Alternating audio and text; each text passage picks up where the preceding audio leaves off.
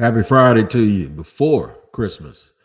I got a thing I want to do today. I want to tell you why this game Sunday might be one of the biggest the Jaguars have played this season. I'll tell you why in just a second here on Locked On Jaguars. You are Locked On Jaguars, your daily Jacksonville Jaguars podcast, part of the Locked On Podcast Network, your team every day.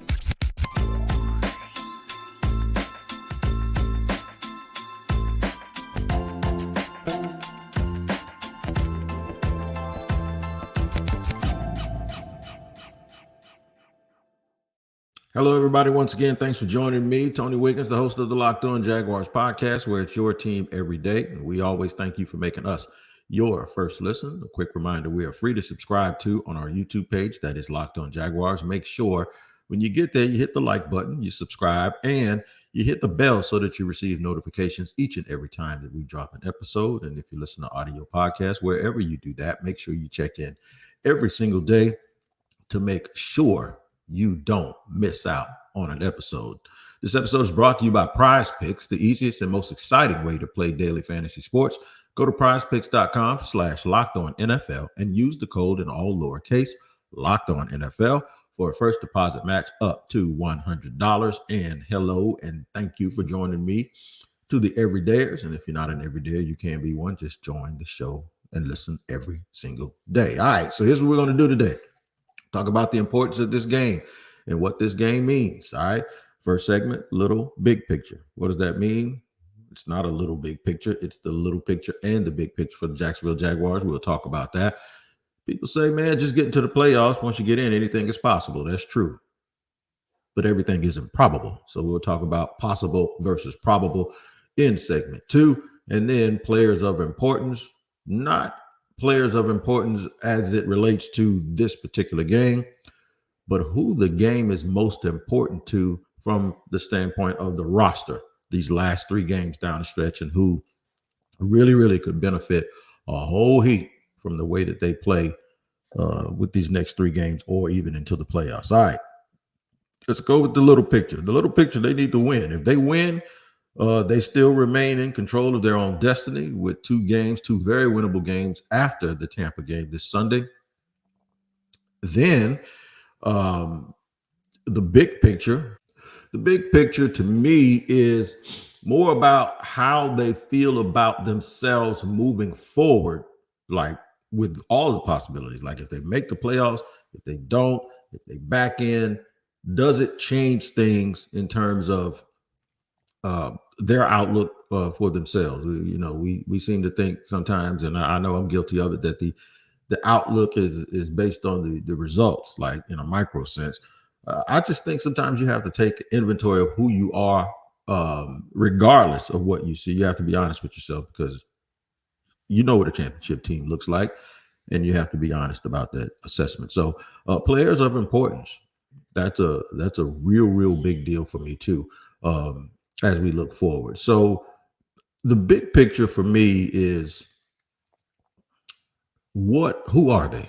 When you look in the mirror, if you're the Jacksonville Jaguars, who are you? And that won't be based on whether or not you win 3 games down the stretch and get an 11-6 record, and you can look and say, okay, that's a 2-game improvement on last year. No, I mean, really, who are you as a team? Who are you as a franchise? You can say we're 11-6 all day, but then you have to really do a deep dive, because the games that they have lost, they've lost some games to backup quarterbacks. But then every single time, with the exception of Buffalo, which was early in the year, that they had a team that some people thought was just as talented or more talented, they have come up and fallen short. Because the big picture is, the goal is to win a championship or several championships, or to put yourself in a position each and every year to compete for one, right?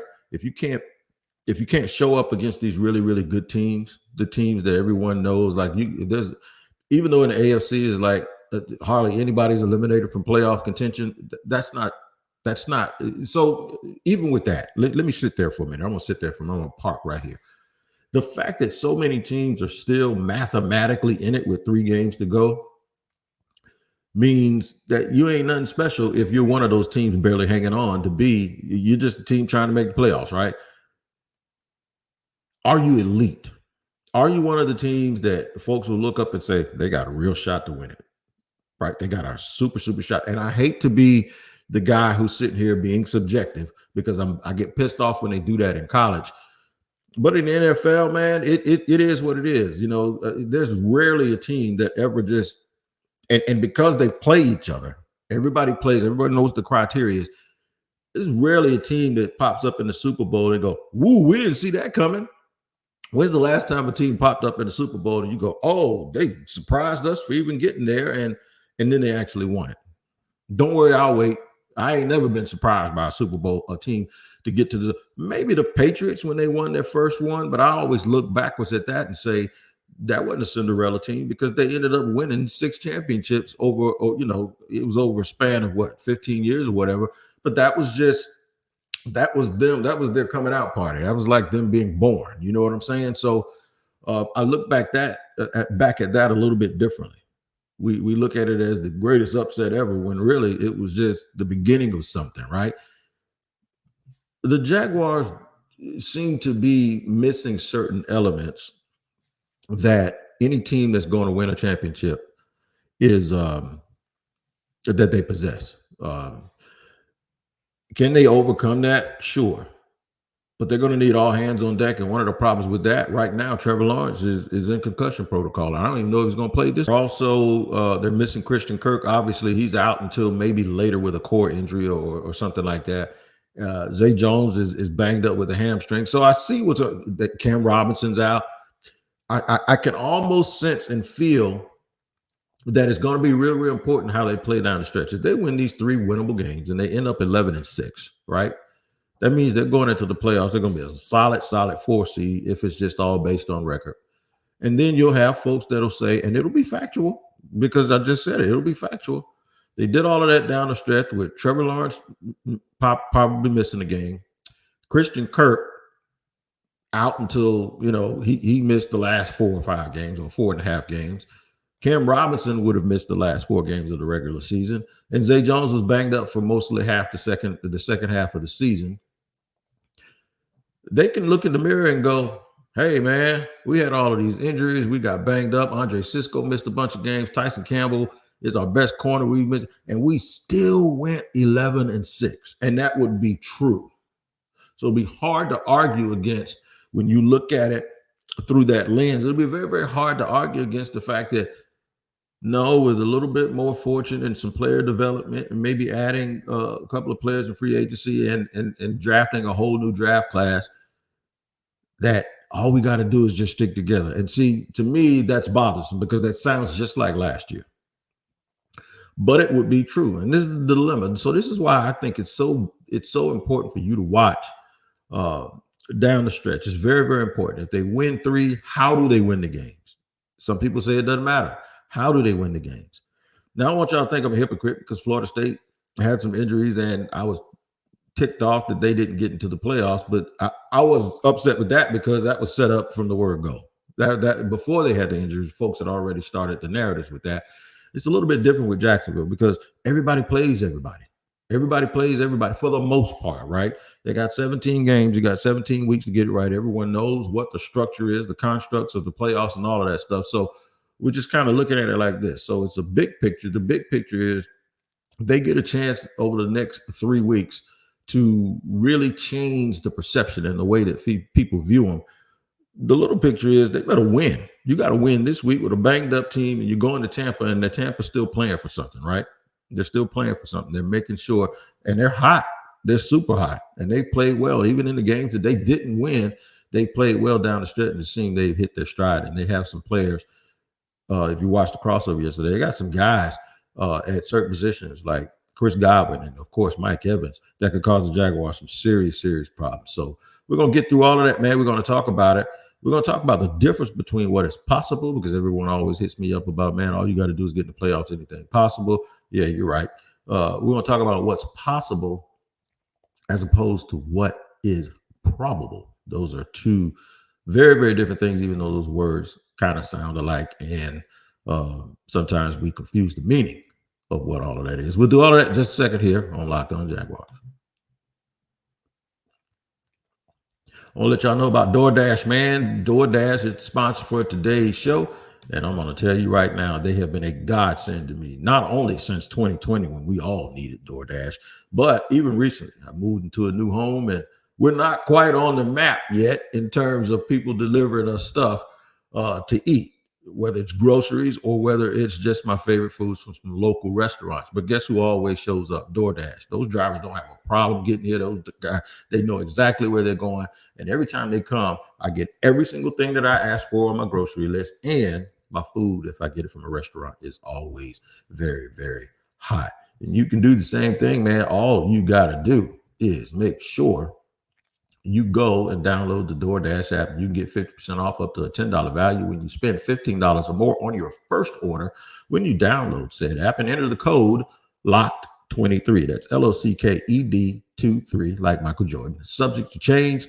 Terms apply. Now remember, it's DoorDash. Get 50% off up to a $10 value when you spend $15 or more on your first order when you download the DoorDash app and enter the code LOCKED23. That's LOCKED23. Subject to change. Terms apply.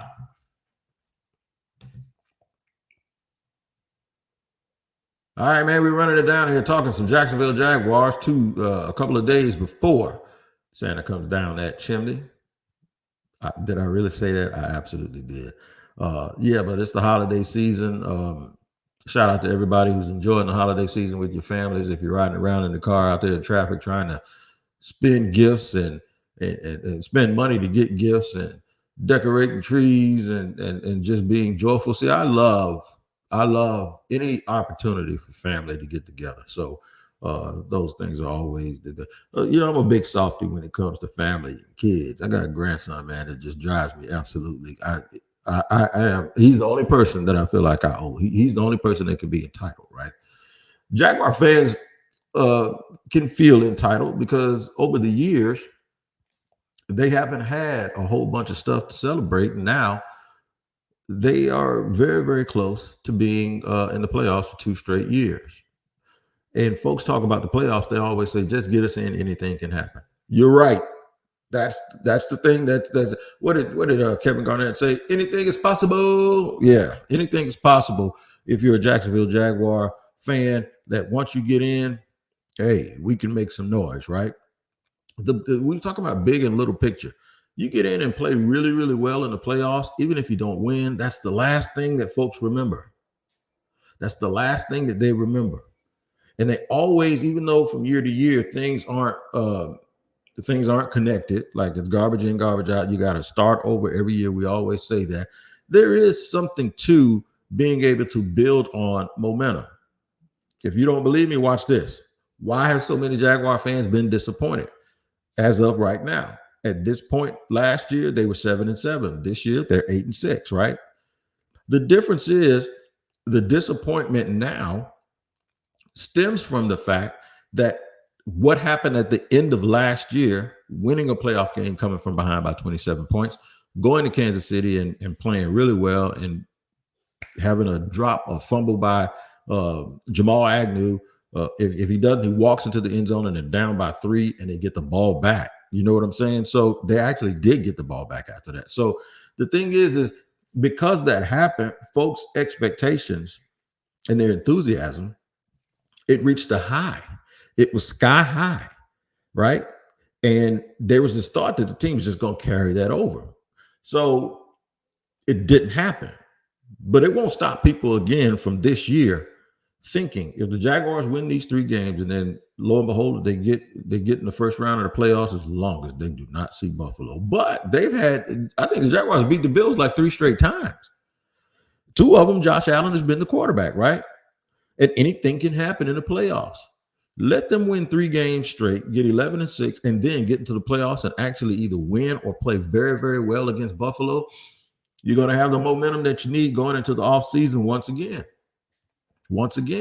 So, yeah, it's possible. It's possible that they could beat them and go right back to the second round of the playoffs. And then you add all of the conversation in about all of the guys that are banged up, the injuries, all the things they had to persevere through. Just imagine they win 4 more games, man, and they're 12-6. They're 12-6, and then they lose that game, and they're 12-7. You say, man, they're 12-7 with all of those injuries.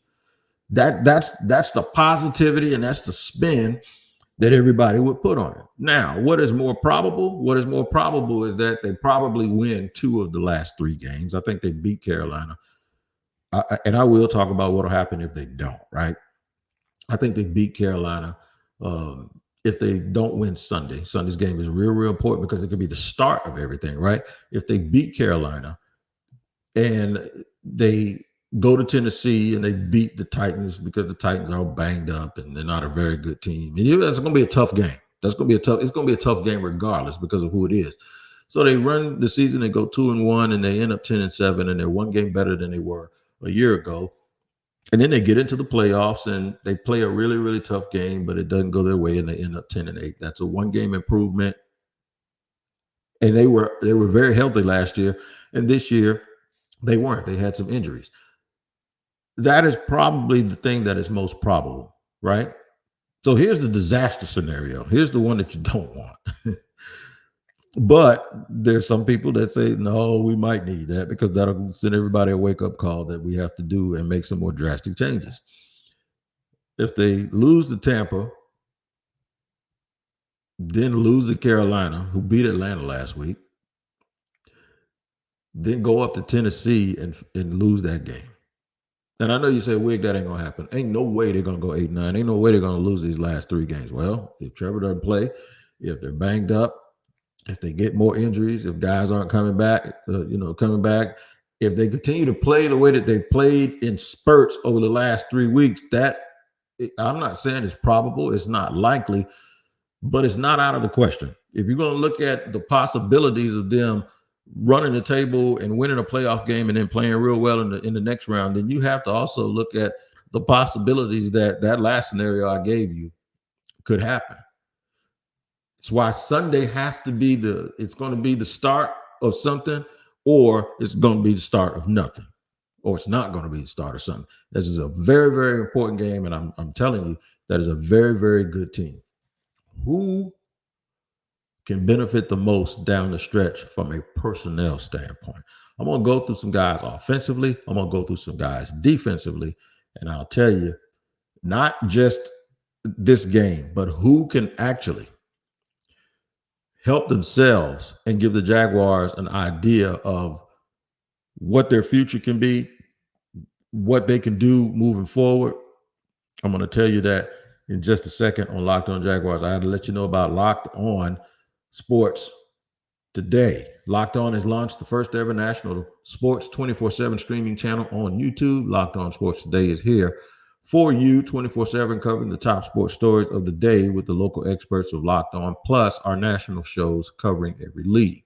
Go to Locked On Sports Today on YouTube and subscribe to the first ever national sports 24/7 streaming channel. All right, we're going to talk about who this season and the end of this season is the most important to from a player perspective. We'll do that in just a second here on Locked On Jaguars.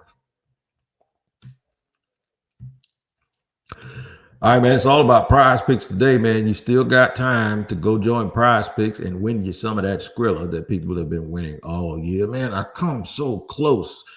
I almost had a 5-for-5 parlay, and I was a 0.5 point off last week. But that's on me, and I still got the flex option. And here's what it is, man. It's the largest daily fantasy sports platform in North America. And it's easily the most exciting to play because it's just you against the computer and the system, not a whole bunch of sharks and other professionals that make things a lot more difficult. All you got to do is pick more than or less than on between 2 and 6 player stat projections and watch the winnings roll in. Here's what you do, man. Go to prizepicks.com/LockedOnNFL and use the code LockedOnNFL for a first deposit match up to $100. Let me say it again. Go to prizepicks.com/LockedOnNFL and use the code LockedOnNFL for a first deposit match up to $100. You better get your PrizePicks on, man, and start winning you some of that Skrilla.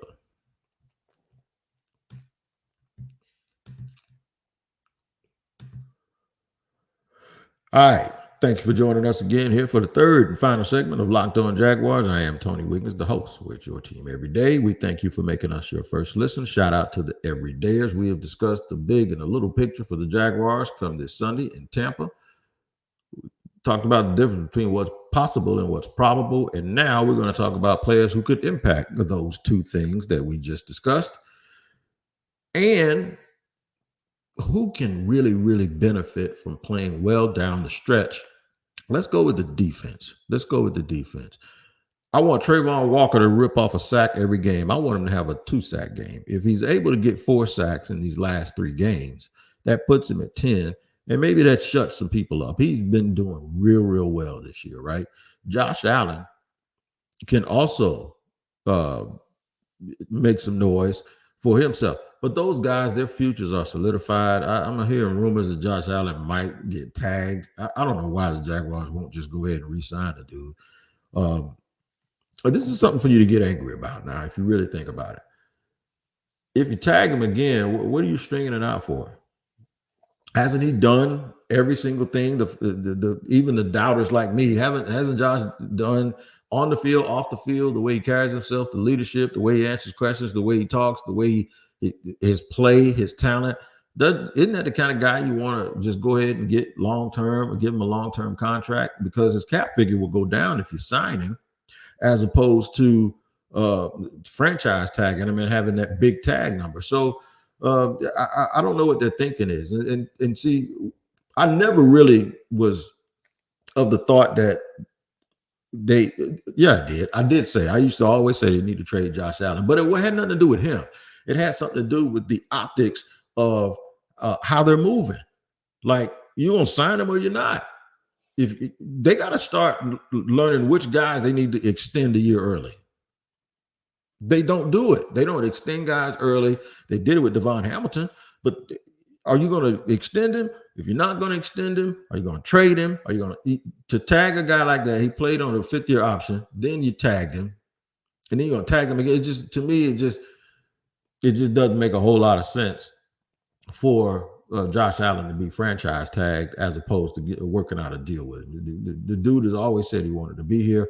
So I think down the stretch, he can go ahead and put himself. I don't know if he's going to get Defensive Player of the Year, but I do think he has a real good shot along with Myles Garrett to be a first-team All-Pro. It's going to require them to at least a second-team All-Pro, because I still think about Nick Bosa out there. So the thing is, man, is just finish the season strong. They've been the 2 best players on that defense this year. Just finish the season strong so people will stop talking about the lack of pass rush. If you got 2 guys with double-digit sacks, that's pretty damn good. And they're top 5 in the league in pressures. That's also pretty damn good. They need to figure out what's going on in the interior. I want to see Devon Hamilton's kind of show a little bit of what the potential that he had in the past. So it's real important, I think, for him to show that they don't really need to go out and address anything. I think Foley Fadakaze, I think, is a little too late for him based on the money he makes. I believe he's probably going to be one of those guys that's a casualty. Devin Lloyd, can you finish the season strong? The last couple of weeks haven't really been great, but he's actually absolutely an improved player. Tyson Campbell and Andre Sisco, I believe both of those guys are very good. Obviously, they'll be back. The curious case of Rayshawn Jenkins. What do you do with Rayshawn Jenkins? Does Antonio Johnson affect your decision with Rayshawn Jenkins? He had a very, very good game last week, the best game he's played all year. But there were sometimes you just saw him and you're like, what is he? There was one game, I believe it was against Cincinnati. He's like, or may have been against Cleveland. There was a tackle he missed, and you're like, what is he doing? It had Shaq Griffin written all over it, right? Now, flip to the offensive side of the ball. I don't know if there's anything down the stretch that Walker Little can show you that'll make you think he's anything above a swing player and a nice piece, but that he's not a top-level starter in this league. I don't know if there's anything else he can do down the stretch to change your mind. I think the opinion that he's probably not that guy, I think that's already kind of been in people's mind, at least in my mind. I don't think he's a top-flight starter in the National Football League. They still need a left guard. Are they going to bring back Ezra Cleveland? Ezra Cleveland, I think, has shown enough that you try to get him under contract. You try to bring him back and plant him right there at that left guard position. I'd do it now. See, hey, man, you got 3 games left. You might get, anything could happen. You could get hurt and go into free agency, and let's go ahead and get something done now. And maybe if they did it, they get a little bit of a discount by doing it early now. Luke Fortner, I don't think Luke Fortner is ever going to be a real good center in the National Football League. We used to talk about the strength. The strength is one thing, the lack of strength, but I saw a whole bunch of tape this week, and I have been on record telling y'all that when I watch offensive line tape, I really have to ask someone who played the position, okay, what is he doing wrong? You see the result, but you go, okay, why did that happen? Because sometimes if you don't know what you're looking at, you come to a bad conclusion. Even the guys who played offensive line said, no, he's not very good. So I think they need a center. They definitely need a center going into the year. Anton Harrison, man, just stay healthy. Anton Harrison is probably going to be first team all rookie. As a very, very good draft pick. Very, very good draft pick. You got to give people credit where credit is due. Brandon Sheriff, I would let him go. There are a lot of people around that, man, he's not playing that poorly. He's not playing. For the money he's making, to me, he's on the ground a whole bunch. He's older. I just don't think that there's enough dominance. See, for me, I'm looking for guys that dominate. I don't want the best players on this team to be guys that just do the job and they're just okay. I want guys to go out and be the reason. With Anton Harrison playing the way he is, if Brandon Sheriff was what all of the folks that love Brandon Sheriff thought Brandon Sheriff was, that right side would be absolutely dominant, and they could run.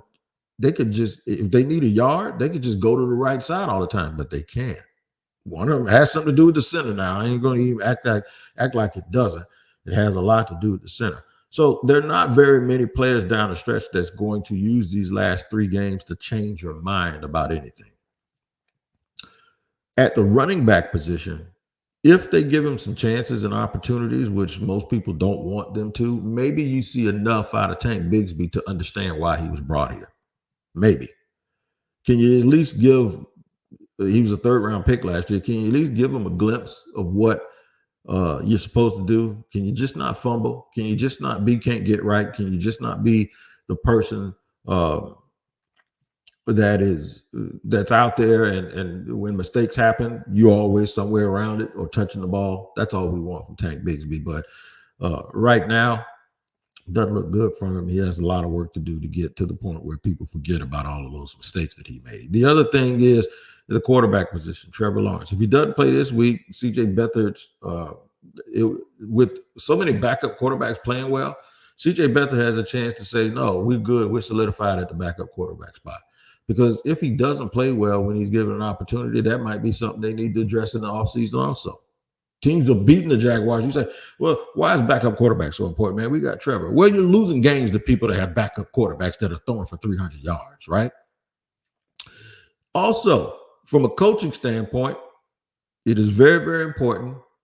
I don't know if they're going to make changes, but Mike Caldwell has to dial that stuff up like he did early in the year, man, because early this season when the offense wasn't playing well, Mike Caldwell, I was singing his praises, and now not so much down the stretch. So it's hard to criticize a guy, though, when you're also criticizing some of his personnel, and then you talk about the injuries, and all of it plays a factor into whatever.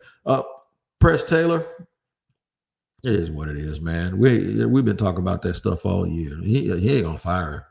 He's not gonna fire him. I don't know if he should.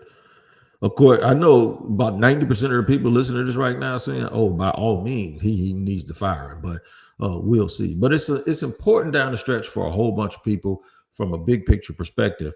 So, we've gone through it. We talked about the little and the big pictures for the Jaguars when it comes to the game this Sunday in Tampa, the possible and probable, the differences. I just wanted y'all to know that I know the difference between the two and who this game is important for, not just this game, but for the rest of the season, moving forward from a big picture standpoint.